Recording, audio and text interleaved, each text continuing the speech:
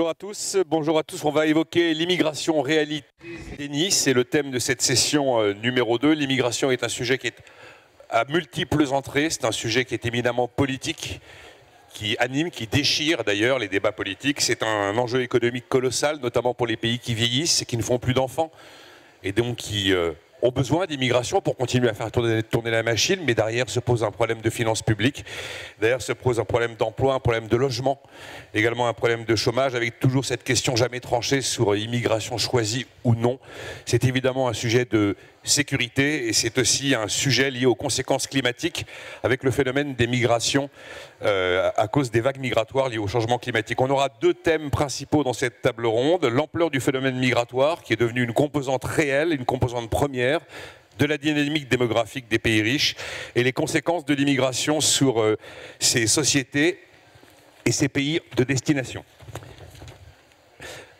Avec nous, pour animer cette session, Hippolyte Dalbis du Cercle des économistes, qui a été le coordinateur de la session et qui l'a très largement préparé. Merci Hippolyte. Nous serons par ordre d'apparition avec Aniula Mia Singh Bais, qui est présidente sortante d'Amnesty International. C'est une ONG qu'on ne présente plus, qui a vu le jour en 1961, qui travaille au respect des droits humains, qui est aujourd'hui basée à Londres et à Bruxelles. Et Aniula a la particularité d'être également une psychologue spécialiste des traumatismes. C'est un des éléments d'ailleurs qui va nourrir son propos. Avec nous aussi Christopher Caldwell, qui est journaliste au New York Times, chroniqueur au New York Times et éditeur au Claremont Review of Books. Najat Vallaud-Belkacem, la présidente de France Terre d'Asile, association française de soutien aux demandeurs d'asile, qui a été fondée en 1971, qui est basée à Paris. Et Najat est également élue au Conseil régional d'Auvergne-Rhône-Alpes, après avoir occupé plusieurs portefeuilles de ministres sous la présidence de François Hollande.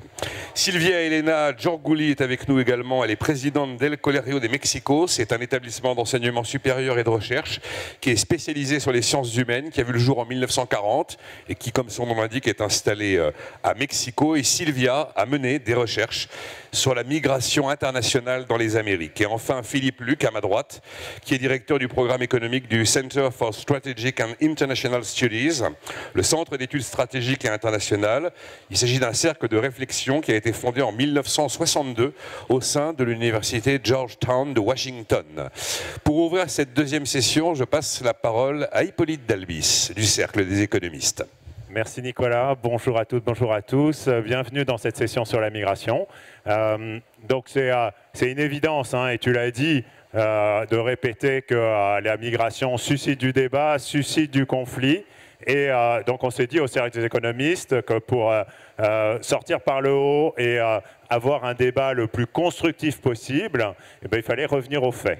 Et alors ce qui est très intéressant sur la question de la migration, c'est que les partisans comme les opposants s'accusent mutuellement de travestir les faits, de ne pas comprendre les faits, d'être dans le déni, en fait. Hein, typiquement, les opposants à la migration vont dire que les partisans sont des bisounours, ils ne se rendent pas compte, ils vivent dans un monde parallèle, ils ne viennent pas dans nos banlieues, etc. Ils ne voient pas la réalité, et tandis que les partisans de la migration vont, eux, accuser les opposants de dramatiser les choses, etc., etc. D'accord ? Alors moi, ce que je veux faire dans cette mini-introduction, c'est de se dire que finalement, on peut dépasser ça. D'accord ? Et en fait, les partisans comme opposants vont souvent se retrouver sur les faits. D'accord ? Ils vont avoir la même vision de la réalité migratoire, mais leur interprétation va être différente. Je vais prendre 4 exemples. Le premier fait, si je puis dire, c'est presque une lapalissade. Premier fait, c'est que la migration est quelque chose de positif pour la personne qui migre. D'accord ? La personne migrante va avoir un gain colossal qui va même être supérieur au coût de la migration, parce que c'est extrêmement coûteux de partir, de quitter chez soi, etc. Mais il y a un gain finalement à cette migration. Et ça, je dirais, tout le monde est d'accord. Et évidemment, les partisans, ceux qui soutiennent la migration, qui soutiennent les migrants, disent ben voilà, il faut les aider. Et puis même ceux qui sont opposés. Et quand ils disent, par exemple, ben, ils viennent profiter des allocations, ils viennent profiter de notre système, c'est bien qu'en tête, ils ont un gain. Là où il va y avoir une dissension, si vous voulez, dans le débat, c'est beaucoup plus sur l'effet éventuellement de cette migration sur les autres personnes, et puis, typiquement les populations des pays d'accueil, avec ceux qui pensent que ça va avoir un effet négatif, ou ceux qui pensent qu'il va y avoir un effet positif. Beaucoup de choses ont été faites là-dessus, on va en discuter lors de cette session. Deuxième fait qui, je dirais, est assez incontestable, ou en tout cas sur lequel les partisans et opposants de la migration peuvent se retrouver, c'est la question de l'intégration. D'accord ? Je dirais que plus une personne est qualifiée, plus une personne est intégrée dans la société, plus elle va contribuer positivement à cette société. Et d'ailleurs, c'est vrai pour les personnes qui migrent, mais c'est vrai pour les personnes qui on est sur place. D'accord ? Plus vous avez un réseau social, plus vous avez de compétences, plus vous êtes susceptible d'aider. Et donc, tout le monde va être d'accord finalement sur le fait que l'intégration est quelque chose de clé. Après, la question politique, le débat, va être est-ce qu'on va mettre en place des politiques publiques pour aider ces personnes qui arrivent afin de leur permettre de s'intégrer. Voilà. Et il y a vraiment cette discussion qui est importante. Et parfois, dans le déni, on peut attendre, si on ne fait rien finalement pour que les personnes s'intègrent, après, c'est quand même compliqué de leur reprocher a posteriori de ne pas être intégrés et donc de ne pas contribuer. Troisième fait qui est assez indiscutable et qu'on va retrouver là cette fois-ci quasiment dans tous les pays du monde, quelle que soit leur position, qu'ils soient pour ou contre l'immigration, tous les pays du monde veulent retenir leurs ressortissants. C'est assez dingue. Il y en a très peu qui mettent légalement une impossibilité de quitter son pays, mais tout le monde veut garder ses ressortissants. D'accord ? Et pour ça, qu'est-ce qu'il faut faire si vous voulez garder vos ressortissants, si vous voulez garder vos jeunes ? C'est vrai au niveau d'un pays, mais c'est au niveau d'une région ou d'une ville, etc. Ce qu'il faut, c'est avoir des politiques d'attractivité. D'accord ? Il faut faire en sorte que la personne, lorsqu'elle est dans un lieu déterminé, puisse s'épanouir, puisse y gagner, si vous voulez. Donc ça, ce sont les politiques d'attractivité. Les politiques d'attractivité sont très importantes pour fixer les populations. Mais ces politiques d'attractivité, elles entraînent une attractivité aussi à l'extérieur, et donc elles peuvent engendrer de l'immigration ou du désir d'immigration. Dernier point qui me semble important, c'est que tout le monde, et là encore partisans comme opposants, veut attirer les talents. D'accord, on veut tous le futur ou la future entrepreneur qui va trouver le nouveau vaccin, qui va trouver je sais pas quoi, qui va fonder la nouvelle entreprise de technologie, qui va tous nous rendre très riches, etc. Tout le monde veut Lionel Messi, qui est maintenant aux États-Unis. Je veux dire, il ne se pose pas de questions sur savoir est-ce qu'on va accueillir ou pas ces talents. D'accord, on veut les talents. Après, l'opposition, ça va être, il y en a qui vont dire, non, on va garder juste les talents, et puis on va trier d'une certaine manière, on ne va pas prendre les autres. Et puis d'autres qui disent, il faut avoir une politique plus généreuse, parce que si vous voulez dire simplement, on ne vous veut pas, mais on vous veut que si vous êtes super, celui qui est super ne va pas vouloir venir. Voilà. Donc, beaucoup finalement de points communs. Le déni de réalité, qui est souvent opposé, que ce soit de la part des partisans ou des opposants à la migration, à l'autre partie, est souvent son fondement, mais il faut se baser sur les faits pour avoir un débat constructif. Je vous remercie. Merci Hippolyte. C'est Anjula Mia Singbase. Vous avez la parole pour nous parler de la migration, notamment d'un point de vue psychologique, ce qui est votre spécialité. Oui, merci. Merci beaucoup de m'accueillir. Je veux d'abord vous dire que merci au public pour être avec nous avec une telle chaleur. J'habite à Kuala Lumpur en Malaisie et je trouve que la France, il fait très chaud. Ça vous dit ici, moi je trouve qu'il fait chaud en France, mais c'est en lien avec une des raisons pour la migration actuellement, comme vous le savez, qui va augmenter dans le futur, c'est bien entendu le changement climatique. Et cette tribune est intéressante parce que nous approchons un débat sur les migrations de différents angles, mais je travaille comme spécialiste avec des avocats, des décideurs politiques, d'un point de vue des droits de l'homme, et également avec des individus, des personnes qui migrent, et qui réfléchissent à migrer. Et on peut parler bien sûr de la psychologie pour la réflexion de groupe. La plupart des temps dans les médias et donc dans tout ce qui se crée en termes de peur, de rumeurs. Donc, qu'est-ce qu'on peut faire au niveau de la modification du discours politique? D'abord, on va dire qu'ils répondent à leurs électeurs, aux inquiétudes de leurs électeurs. Mais ici, bon, mais tout le monde dit que c'est un problème. Donc, ça doit être un problème si tout le monde dit que c'est un problème. Je ne suis pas d'accord. Psychologiquement parlant, émotionnellement, lorsque vous avez des peurs, des craintes, vous vous refermez. Lorsque vous avez de la positivité et de l'espoir, vous élargissez, vous ouvrez. Et donc, je demande au public et à tous ici, qu'est-ce que nous voulons être, plutôt que de nous entendre dire ce que nous devons être. L'Europe a un problème avec l'immigration, et ça c'est le discours peut-être, mais je pense qu'il faut être avoir une pensée critique. Ce que vous disiez, est-ce que c'est un choix ou est-ce que c'est imposé? Tout est un choix lorsque l'on parle. Lorsque l'on parle de la réalité, pour moi, il est intéressant. Quant aux psychologues, on parle de la réalité comme une vérité objective, alors que l'on ne prend pas la responsabilité, mais on crée nos propres réalités et donc les responsabilités. Véritablement, c'est le pouvoir des individus. Et vous savez, en tant que psychologue, pour qu'un fait soit valide, nous devons aussi, autour de ces faits, construire une contre-narration. Tout ce qui alimente les peurs, il y a beaucoup de désinformation. Et je suis très prudente en tant que leader du Sud global et de psychologue envers une narration qui va définir une mentalité. On aide, on ne réalise pas à quel point, en moyenne, les gens qui migrent, à quel point ils élèvent le pays hôte. Et donc, on peut avoir des débats sur le pays hôte ou le pays d'origine, sur combien ils perdent, combien ils gagnent émotionnellement, fiscalement, politiquement. Et j'ai commencé à parler du climat en ouvrant. Mais si on se focalise simplement sur le climat comme l'un des moteurs essentiels de l'immigration, certainement, on ne peut pas regarder à nos voisins et dire « bon, c'est votre problème, on n'est pas concerné ». Je vais m'en tenir là, dit madame. Merci Agnoula. Je passe la parole à Christopher Caldwell, journaliste, donc chroniqueur au New York Times, qui va nous parler de la croissance démographique attendue notamment en Afrique subsaharienne et de ses implications sur les migrations vers l'Europe. Christopher.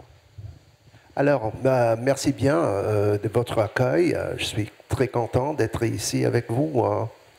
Je pense que je suis d'accord avec M. Dalbis quand nous parlons de l'immigration. Nous avons tendance de privilégier certaines explications idéologiques du type l'islam à la conquête de l'Europe. Et ces explications peuvent être vraies, elles peuvent être fausses, mais je pense que la plupart du temps, la vraie explication est d'ordre démographique, d'ordre...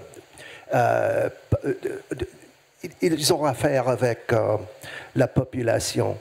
Et en ce sens, je crois, quand on parle de rencontres, à part le rencontre États-Unis-Chine dans le domaine militaire, économique, je crois qu'il n'y a aucun rencontre mondiale qui est plus lourde de conséquences pour l'avenir que celui qui pose face à face l'Europe et l'Afrique. Parce que la croissance démographique de l'Afrique est vraiment époustouflant et peut-être inouï. Et je pense que très peu de gens se sont vraiment rendus compte de l'échelle de cette migration. On peut dire, en gros, la population de l'Afrique en général va doubler d'ici 25 ans. Et c'est vraiment incroyable. On peut penser du Niger, par exemple. C'est un pays que je l'ai choisi parce que c'est beaucoup... on le voit souvent à la une des journaux français. Mais Le Niger, il y a 2 générations, en 1960, c'était un pays de 2,5 millions de personnes. C'est-à-dire, c'était plus petit que l'Irlande, ou c'était presque comme un pays balte. Alors maintenant, il a 30 millions d'habitants, il y croit encore, et dans le milieu de ce siècle, il sera un pays de 70 à 80 millions de gens, c'est-à-dire un pays comme la France, où on peut parler de la ville de Lagos. Au Nigeria, oui, qui avait, oui, il y a 50 ans, il avait 300 000 habitants. C'était un peu comme Nice ou Nantes. Maintenant, c'est plus grand que les Pays-Bas. Donc, l'échelle est absolument incroyable et il va changer l'Europe parce que l'Europe n'a pas de main-d'œuvre. Et donc, on peut se demander combien de gens viendront de l'Afrique. Et quand je considère ces questions, j'ai tendance à m'appuyer sur votre magnifique auteur Stephen Smith, ou on peut dire notre, c'est un journaliste américain qui écrit en français, bizarrement, mais peut-être. Mais il a écrit un livre que je considère un bijou qui s'appelle La ruée vers l'Europe. Et il a eu une anecdote très intéressante pour comparer, pour faire des estimations pour l'Afrique. Il a noté que dans les années 50, il fait un contraste avec l'immigration qui vient du Mexique aux États-Unis. Dans les années 50, quand on commençait à marquer que les États-Unis avaient besoin de main-d'œuvre mexicaine, on se demandait combien viendront. Et la plupart des gens ont prédit qu'il serait une fraction infime de la population du Mexique, qui était à l'époque 30 millions de personnes. En fait, il y a maintenant 40 millions de Mexicains aux États-Unis. Donc, l'immigration peut excéder ce qu'on attend. Et j'ai tendance à penser que si le numéro, j'ai tendance à penser que le numéro qui arrive d'Afrique sera plutôt dans l'ordre des dizaines ou même centaines de millions qu'autrement. Merci Christopher Caldwell. Je passe la parole à Najat Vallaud-Belkacem qui va nous parler des perspectives sur l'exil en s'appuyant sur des expériences et des points de vue de réfugiés. Oui, merci beaucoup. Bonjour tout le monde, j'espère que ça va. Je voudrais quand même rebondir avant de parler des réfugiés sur ce que disait Hippolyte d'Albis, parce que j'ai trouvé ça très pertinent, cette façon de dire. Alors, sur quoi est-ce qu'on peut se mettre d'accord de façon complètement neutre et objective. Et en fait, le dernier point que tu as évoqué, tu as dit, ou l'avant-dernier, tu as dit les opposants comme les partisans savent que c'est mieux d'avoir de l'intégration que de ne pas en avoir. Le problème, en fait, ça reste théorique, malheureusement, le schéma que tu nous proposes. Pourquoi ? Parce qu'une fois qu'on a dit ça, parce qu'en fait, ce qu'on pourrait se dire en conclusion de ton propos, c'est « Oh, mais génial, alors faisons une conférence de consensus. » Par exemple, en France, on adore ça. Mettons des gens opposants, des gens partisans, et faisons-les travailler ensemble et autour de cette question de l'intégration, et on en ressort d'accord avec l'idée que, par exemple, pendant 5 ans, on met à fond le turbo sur les politiques d'intégration. Sauf qu'en fait, ça ne marche pas. Pourquoi ? Parce que les opposants à l'immigration, précisément parce qu'ils se reposent sur le fameux mythe de l'appel d'air, c'est-à-dire, en gros, notre pays est si attractif et la raison pour laquelle les gens viennent, c'est qu'ils savent qu'ici, ils auront des conditions extraordinaires, etc. Parce que ce mythe qui est un mythe qui a été 1000 fois démenti par la recherche, pour le coup, je pourrais y revenir tout à l'heure. Néanmoins, Comme ils s'appuient là-dessus, notamment s'agissant des demandeurs d'asile, ils disent c'est chez nous qu'ils viennent parce qu'ils veulent profiter du système social, eh bien, ils ne veulent pas mettre en place les politiques publiques d'intégration, car les politiques publiques d'intégration faciliteraient la vie et donc renverraient encore plus ce signal que c'est agréable, confortable d'être là, etc. Et donc c'est ainsi que les opposants, en réalité, préfèrent laisser des gens à la rue, ne pas être hébergés, ne pas apprendre la langue du pays, etc., ne pas avoir la possibilité de travailler, parce que ça sert leur propre narratif qui est, en fait, ils viennent là uniquement par appel d'air. Donc je veux juste insister là-dessus. Et la raison pour laquelle je suis dans ce panel, je suppose, c'est parce que nous venons avec l'économiste Benjamin Michalet de sortir un livre qui s'appelle « Réfugiés, ce qu'on ne nous dit pas », qui revient justement sur cette question. Alors vous allez me dire, mais pourquoi vous nous parlez des réfugiés alors qu'on est sur les politiques migratoires dans leur ensemble en ce moment ? Je parle des réfugiés parce que moi, ce que j'ai constaté ces dernières années, c'est que la crispation à l'égard des nouveaux venus, on va les appeler comme ça, qui pendant longtemps se tournaient davantage vers la figure du migrant économique, etc., ces dernières années, elle s'est tournée vers la figure du demandeur d'asile, du réfugié. C'est contre-intuitif parce que dans la tête de beaucoup de gens, on croit que quand même, non, les réfugiés, c'est autre chose, c'est noble, on est encore très attaché par humanisme à les protéger, c'est pas ça qui crispe l'opinion publique, c'est pas vrai. En vérité, depuis quelques années, et singulièrement depuis l'afflux des Syriens en Europe, et tout ce qui s'en est ensuivi, et la montée des populismes qui ont beaucoup agité ce sujet, c'est bel et bien la figure des demandeurs d'asile, des réfugiés, qui est regardée avec suspicion, sur laquelle est jeté l'opprobre, et notamment sous l'angle qu'utilisent les plus hostiles à l'immigration, qui est l'angle de ils mentent, ils ne sont pas là parce qu'ils fuient une persécution ou la mort, ils sont là parce qu'ils ont fraudé, ils ont emprunté les chemins de l'asile alors qu'ils venaient pour des raisons économiques.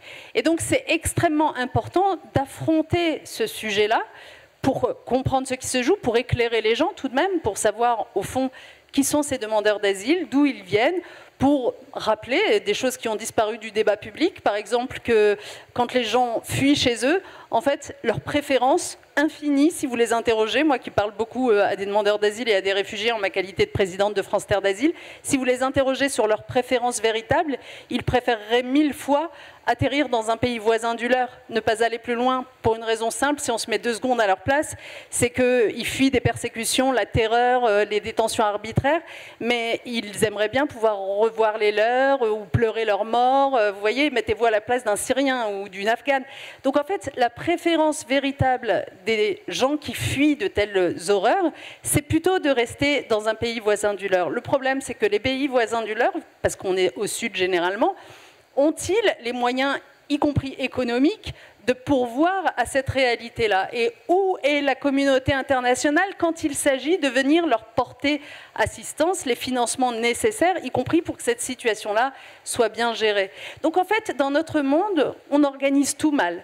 On part du présupposé que des gens qui sont en train de fuir la terreur sont des menteurs et des fraudeurs. Vraiment, hein, ce que je dis, c'est documenté. Ça fait 10 ans que les Syriens ont commencé à arriver en Europe. Imaginez un petit peu le récit qu'ils ont entendu depuis 10 ans.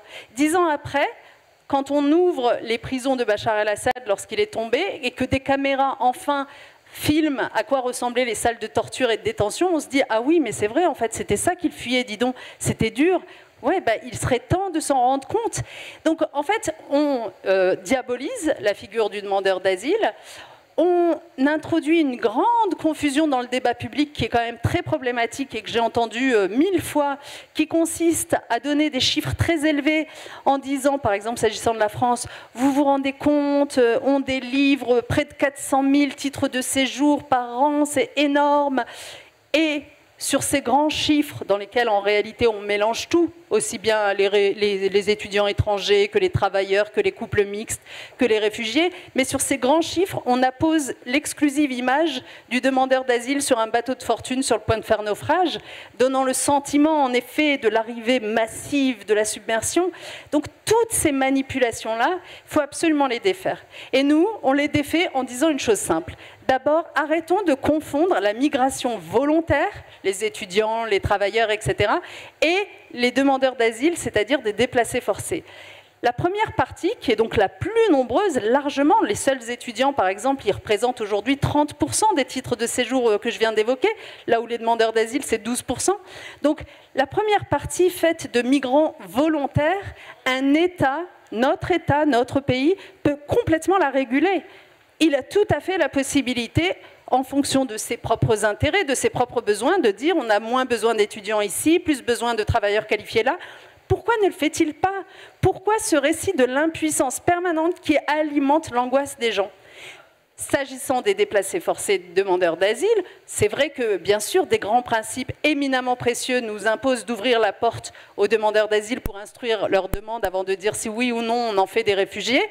Mais il faut se souvenir qu'ils ne représentent pas tant que ça de gens. L'année dernière, vous avez 130 000 personnes qui sont venues demander l'asile en France, et parmi elles, 70 000 qui ont été acceptés. Donc c'est à comparer à 68 millions d'individus quand même. Et j'en terminerai là parce que je suis trop longue, mais le droit d'asile, c'est quand même quelque chose d'infiniment précieux, qu'il ne faudrait pas laisser brader par des gens cyniques et sans foi ni loi. Le droit d'asile, la Convention de Genève de 51, elle n'a pas été adoptée par hasard en 51, elle a été adoptée au lendemain d'une Seconde Guerre mondiale, pendant laquelle vous aviez des Juifs qui fuyaient l'Allemagne parce qu'ils savaient le sort qui leur était réservé, qui frappaient aux portes des pays voisins, dont les portes sont demeurées closes, et qui ont fini leur chemin dans des camps d'extermination. Donc la Convention de Genève de 51, c'est pour dire plus jamais ça, plus jamais laisser des individus livrés à la folie d'un État qu'on ne sait plus contrôler et qui est totalement tortionnaire. Voilà de quoi on parle quand on dit le droit d'asile. Donc à chaque fois que quelqu'un vient à la télé vous dire c'est trop compliqué, ces textes internationaux, etc., repensez à cette histoire et demandez-vous si cet héritage ne mérite pas d'être préservé. Merci. Merci Najat Vallaud-Belkacem. Je passe la parole à Silvia Elena Giorguli de El Colegio de Mexico qui va nous parler de ces pays d'émigration qui deviennent de plus en plus des pays d'immigration. Allez-y Elena. Merci beaucoup. Thank you. So now I invite you to switch. Je vous invite maintenant à réfléchir sur les Caraïbes et l'Amérique latine. C'est mon sujet de prédilection au niveau démographique. Et j'espère que ce point de vue local va nous aider également à construire une autre histoire concernant la narration. En Amérique latine aujourd'hui, nous voyons une augmentation dans la migration interrégionale qui a rendu floue la définition de pays d'origine, de destination, de correspondance, de retour. Dans la plupart des pays, vous allez trouver les flux, tous ces flux. Et cela est dû au ceci créer de nouveaux défis dans la gestion des flux. Dans la deuxième moitié, il y avait beaucoup de migration du sud vers le nord, vers les États-Unis. Mais deuxième destination, l'Europe. Maintenant, ça modifie. Il y a une augmentation rapide dans les chiffres et dans la direction des flux. Et il y a un exemple flagrant au Tanger. Il y a plus de 7 millions qui ont quitté le Venezuela. Ça correspond à un tiers de la population. Et ça s'est produit dans l'espace d'une décennie seulement. Donc ça, c'est un bon exemple. Et la plupart des Vénézuéliens sont restés en Amérique latine, dans les pays voisins. Alors, nous avons dit que ce schéma mène vers une hétérogénéité des destinations. Donc, on a vu des modifications des dimensions et directions des flux. Mais il y a aussi d'autres impacts. À la fin du siècle dernier, lorsqu'on parlait de l'immigration américaine latine, c'était pour les causes de travail ou de l'économie. Maintenant, ça consiste à 2%, avec beaucoup de regroupements familial, avec une migration climatique à cause des sécheresses et des ouragans, mais aussi avec un grand pourcentage lié à l'insécurité, le crime organisé et l'environnement social. C'est une migration forcée, si vous voulez, qui traduit l'échec de l'état de droit. Alors, comment réduire la migration? Alors, ce n'est pas qu'une migration économique, mais il faut vraiment analyser ce qui se passe localement, là où les flux se développent. Si on regarde El Salvador, Honduras, même Mexico, on voit un changement rapide dans le nombre de migrants qui sont liés aux événements majeurs, le crime organisé et l'industrie de la drogue. Nous avons également vu une diversification du profil des migrants. On avait l'habitude des adultes, jeunes adultes, qui partaient à la recherche d'une opportunité économique. Maintenant, on voit davantage de familles complètes avec des petits-enfants qui s'en vont avec les parents. Et ceci tend de fil à retordre à la gestion de la migration. Parce que les systèmes en place ne sont pas conçus pour répondre aux besoins d'une famille, ni de jeunes enfants. Bien sûr, on ne peut pas anticiper ce qui va se passer dans une région. Notre région vieillit, bien sûr. Beaucoup de pays se rétrécissent au niveau de la population. Il y a un grand défi vis-à-vis de la cohérence de notre gestion de la migration en ce qui concerne de ce que nous cherchons au sein de notre population. On veut que la population se grandisse. Et comment, ou plutôt, quel est l'impact lorsque vous avez un quart de votre population qui vit à l'étranger? C'est le cas du Jamaïque, de Salvador. Et en ce qui concerne le Mexique, c'est moins de 8%. Je ne sais pas si 8% est une population est un pourcentage trop élevé ou pas.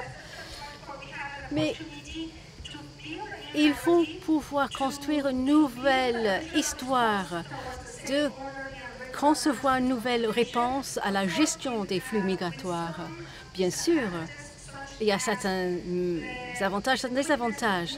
La rapidité du multilatéralisme en Amérique latine et aussi à cause de cette contamination de l'agenda de la migration avec les autres agendas. Le commerce étranger, la sécurité, la politique étrangère. Ce que j'essaie de faire dans ces quelques instants est tout d'abord de donner une voix à une région qui avait la tradition d'envoyer ces populations pour migrer à l'extérieur. Et maintenant, il faut vraiment regarder la réalité en face et voir les données. Le monde est en train de changer. Nous pouvons être un pays d'origine et nous n'avons pas d'expérience pour accueillir les migrants. Donc voilà un sujet de difficulté pour nous dans notre région. Et je passe la parole pour terminer notre premier tour de table à Philippe Luc sur l'impact économique de l'immigration sur les pays d'accueil. Great, thank you so much.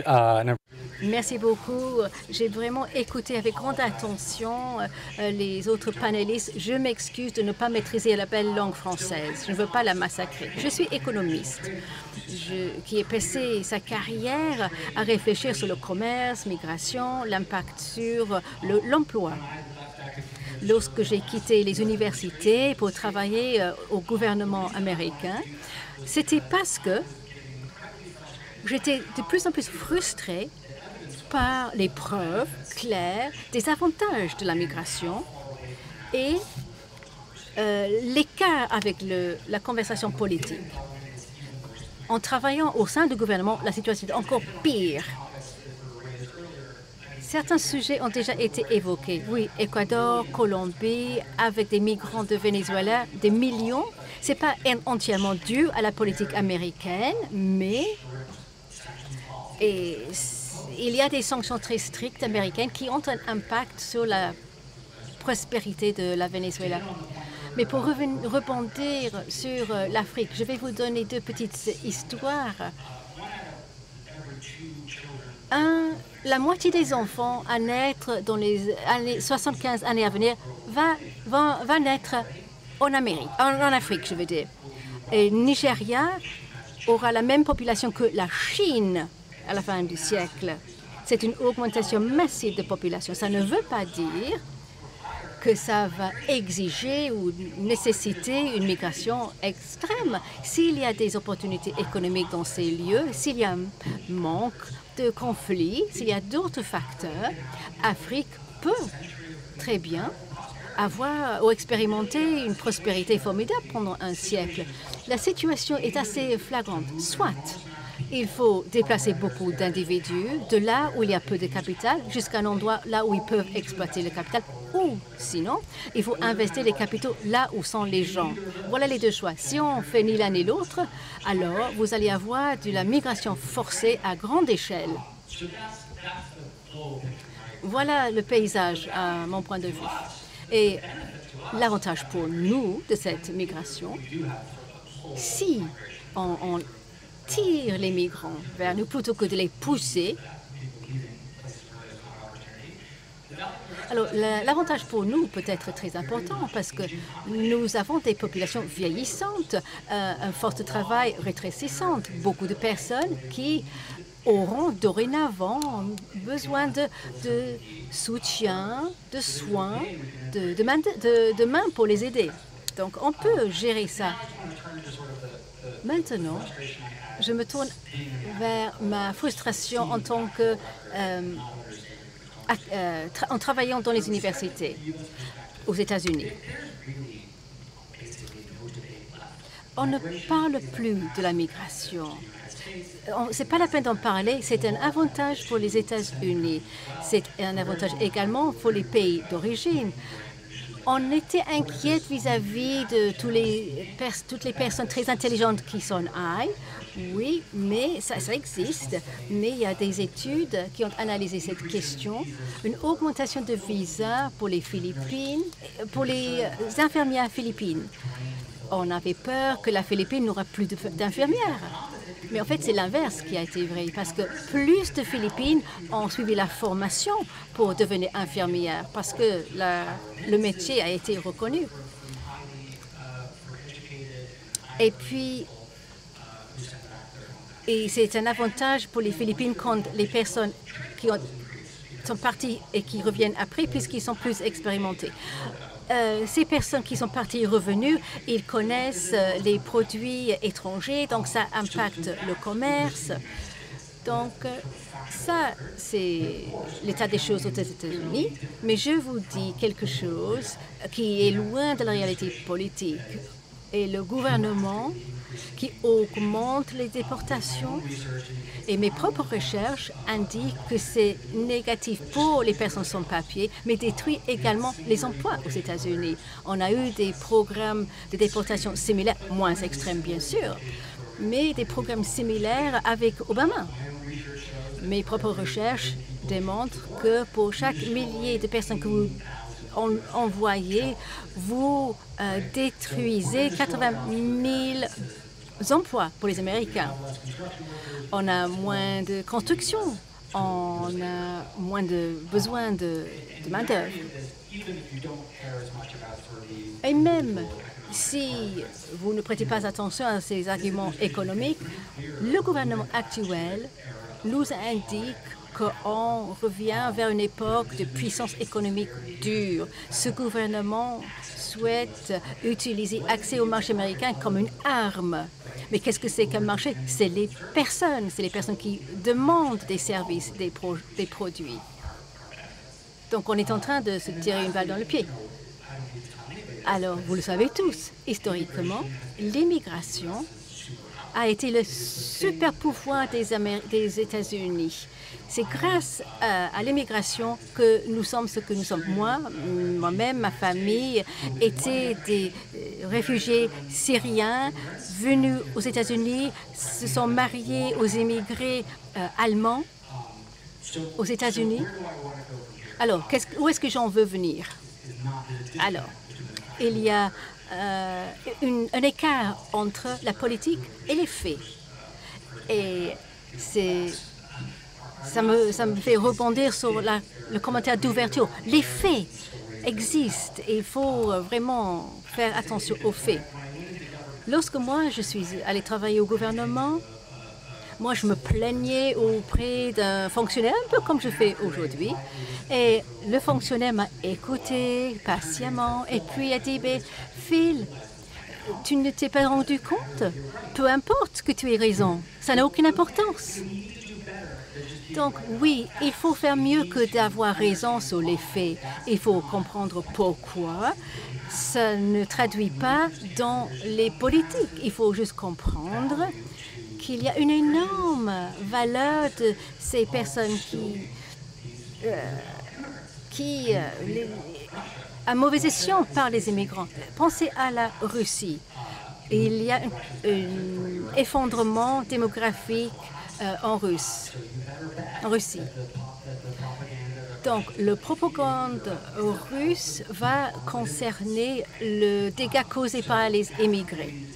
Donc, il faut vraiment se préparer à cela. Il faut le reconnaître en tant que grand défi. Non, ce n'est pas qu'une question de faits. Les faits sont importants. Il faut les identifier.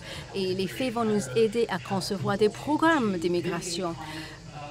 Les faits vont nous aider à réduire les crises climatiques pour ainsi réduire l'immigration climatique. Mais il faut vraiment parler de tous ces faits qui existent. Merci beaucoup. Les échanges entre nous, une grosse dizaine de minutes avant de donner la parole à Hippolyte pour la conclusion. N'hésite pas à poser des questions, Hippolyte. Je voulais juste, Christopher, vous faire réagir à une remarque de Philippe Luc qui espérait que l'Afrique soit capable d'absorber son énorme boom démographique qui est devant elle. Est-ce que vous pensez qu'elle y arrivera? Probablement non. Une chose pour préciser, Philippe a tout à fait raison on prévoit une population pour le Nigeria du même niveau que la Chine, mais c'est pas que le Nigeria va croître jusqu'à 1,5 milliard. C'est aussi qu'on prévoit que la Chine va, comment dit-on, rétrécir jusqu'à 600 milliards. Donc, le Nigeria sera bien très grand, mais non, c'est pas comme ça. Mais le problème, c'est exactement ce que ma voisine a mentionné, c'est le changement du climat. Philippe dit, soit on investit en Afrique, soit on apporte l'Afrique à l'Europe. Il sera le second de ces deux choix, parce qu'on ne peut bâtir rien si le lac de Tchad est à sec. Et quand on parle de la croissance démographique en Afrique, j'ai peur qu'il y a beaucoup et dans les régions équatoriales. Allô, voilà. J'entends ce que vous dites, absolument. Ça fait des années qu'on entend dire qu'il faut investir dans le développement économique des pays de départ pour que les gens y restent, sauf que ça ne fonctionne pas. On a essayé ça pendant des années. Bon, j'avance parce que le temps file. Najat Vallaud-Belkacem, vous avez parlé de narratif. Le narratif des gens qui sont hostiles à l'immigration. Est-ce que tout ce qu'ils disent est faux? Est-ce que tout ce qu'ils disent est fabriqué? Est-ce que tout ce qu'ils disent est insensé? Car c'est quand même un narratif qui aujourd'hui rencontre un écho réel dans les urnes. Je vous réponds à un promis que je vous réponds. Non, bien sûr. Mais je voudrais juste rebondir sur la conversation juste avant parce qu'elle était quand même très intéressante. C'est vous, monsieur, qui venez de dire et qui venez de Christopher, oui, Christopher. Oui, voilà. Qui venait de dire, le problème c'est qu'avec le changement du climat, en effet, le désert ne cesse de croître, etc. au Sahel. L'Afrique va devenir un endroit très difficile à vivre. C'est l'évidence, mais en même temps, il ne faut pas sous-estimer que les ressources pour faire face se trouvent aussi en Afrique. enfin je veux dire l'énergie renouvelable, à commencer par l'énergie solaire, et tout le monde le comprend bien, elle se trouve là-bas. Donc la question, c'est tout de même, et vous aviez raison Philippe, les investissements que nous faisons dans ces pays et dans ces pays pauvres. Parce que vraiment, je veux dire, on ne peut pas aborder la question de la migration sans la mettre en lien avec le fonctionnement économique mondial. Et pourquoi est-ce que pour l'instant, le soutien au développement des pays les plus pauvres donne le sentiment que ça ne va pas bien loin, que ça ne réussit pas bien? Parce qu'on est toujours sur le mode de la charité. Il faut arrêter avec cette idée de la charité. Il ne s'agit pas pour les pays du Nord de faire la charité aux pays du Sud.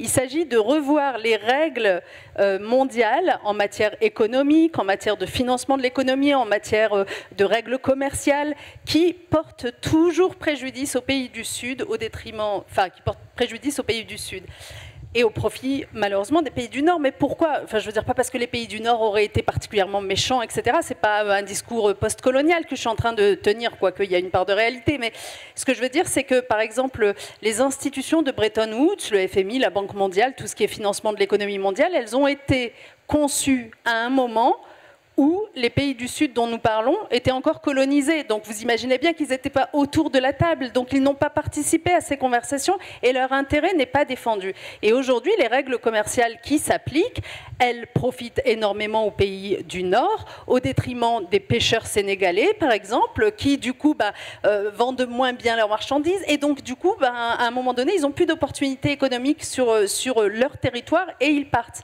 Donc c'est tout ça qu'il faut revoir. Alors le problème, c'est que ça réclame un peu de multilatéralisme, ça réclame des dirigeants mondiaux qui soient attachés à la coopération mondiale et c'est ce qui nous manque en ce moment. Mais à un moment donné, c'est aux citoyens aussi de se ressaisir de ça pour exiger des choses de leurs dirigeants et comprendre que c'est important. Et je vais répondre à votre question parce que je ne veux pas éluder. Moi, je ne dis pas que les hostiles à l'immigration posent des questions fausses, leurs angoisses n'existent pas, etc. Et surtout, je ne minorise jamais les questions de sécurité en particulier parce que c'est tellement important que ce serait une erreur de faire ça. Donc en fait ce que je dis c'est que toutes ces questions, est-ce que les nouveaux venus vont peser sur l'économie, sur la croissance, sur le marché du travail, augmenter le taux de criminalité, etc. Toutes ces questions ont trouvé des réponses dans la recherche. La science, les chercheurs ont, à l'échelle du monde, examiné chacune de ces questions dans plein de pays différents. Et qu'en fait, si on prend le temps de les regarder, non seulement on a la réponse, par exemple économiquement, on sait désormais que tous les chercheurs qui ont travaillé dessus vous disent que lorsqu'un nouveau venu arrive sur le territoire, même si vous lui versez par exemple une allocation de demandeur d'asile, le fait qu'il consomme, donc qu'il paye la TVA, en fait un contributeur positif à la richesse nationale. Alors, dès lors qu'en plus il travaille, qu'il paie des cotisations sociales, entre parenthèses, on dit toujours les nouveaux venus, c'est bien qu'ils occupent les emplois dont personne ne veut tout en bas de l'échelle sociale. Gardez à l'esprit que c'est encore mieux s'ils occupent des emplois élevés dans la hiérarchie des salaires, car plus leur salaire sera important, plus ils paieront de cotisations sociales. Enfin voilà, donc en fait... Bon, la recherche a apporté des réponses à toutes ces questions, y compris sur la criminalité. Il n'y a pas d'augmentation particulière liée à l'arrivée de nouveaux venus. En revanche, il y a une augmentation de la focalisation médiatique sur les auteurs dont les noms sont à consonance étrangère. C'est ça ce que dit la recherche. Le sujet, c'est de s'en saisir pour alimenter le débat, et ça, personne ne le fait. On a un petit problème de multilatéralisme en ce moment, c'est tout à fait vrai. Je ne sais pas qui voudrait répondre à cette question, je vous l'envoie, la question. Est-ce que le débat sur l'immigration choisie est un bon débat? Est-ce que c'est un bon débat? Parce qu'on peut aussi considérer que l'immigration choisie, si elle fonctionne, elle siphonne les pays du Sud de leurs compétences. Si je peux le prendre. Allez-y, allez-y, n'hésitez pas. Je crois que c'est un très bon débat. Parce que ce que Philippe vient de mentionner, que l'immigration est bonne pour chaque économie, je pense que c'est vrai probablement dans la plupart des cas au niveau du PIB. Mais ce n'est pas vrai au niveau de l'égalité. Et c'est pour ça que l'immigration, pour doper l'économie, mais miner la politique. Et si on persiste à doper l'économie ainsi, on finira avec Trump. Et c'est la route que vous allez en Europe maintenant avec l'immigration. Alors, l'important, c'est l'égalité. le problème, c'est l'immigration telle qu'on la connaît, fait pire l'inégalité. C'est parce que c'est le main-d'œuvre modeste qui arrive, qui sont en concurrence avec les classes travailleuses, mais qui sont des facteurs de production de bas coût pour les patrons. Donc, ils ont un effet exacerbant sur l'égalité. Donc, si on peut attraire les gens de haut salaire, c'est-à-dire les gens que Nicolas Sarkozy, qui a inventé le terme, a voulu dire avec immigration choisie, ça apaise ce problème d'inégalité. Donc c'est tout à fait un bon argument.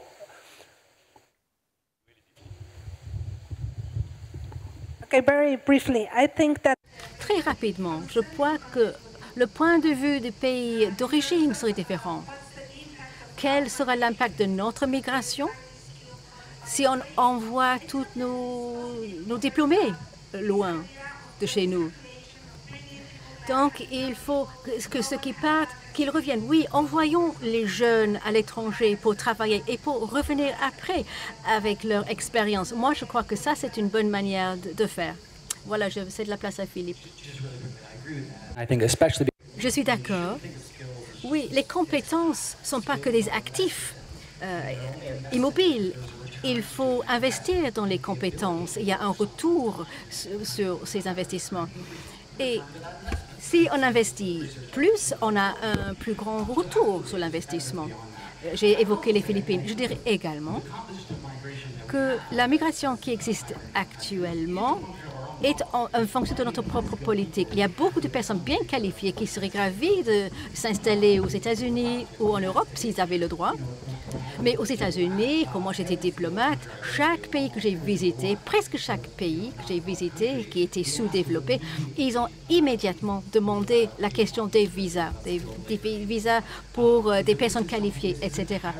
Donc, et c'est quelque chose que nos pays peuvent maîtriser. Ça va varier d'un pays à un autre, mais c'est la vérité. La dernière chose que je souhaite dire est que, bien sûr, il y aura des changements énormes. La transition climatique ou le changement climatique vont créer des impacts énormes sur la productivité. Elle va augmenter dans certains lieux, pour le soleil par exemple, tout en décroissant ailleurs. Donc il faut réduire ces gros chocs. Et il y a des manières faciles de le faire. La recherche, par exemple, aux États-Unis, si on a un accès plus simple, accès aux allocations, ça va vous permettre de faire des économies qui vous éviteront le besoin de migrer. Donc, en dehors des politiques très larges, il y a des petites politiques qui peuvent avoir un impact. Anula, quickly for a final word.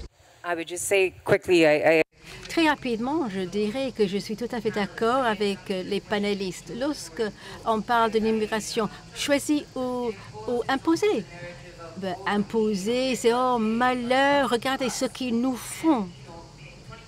En 2025, c'est intéressant, bien sûr, de dire qu'on parle de la migration comme si c'était une chose toute nouvelle qui fait peur. Mais non, la migration existe depuis le début du monde.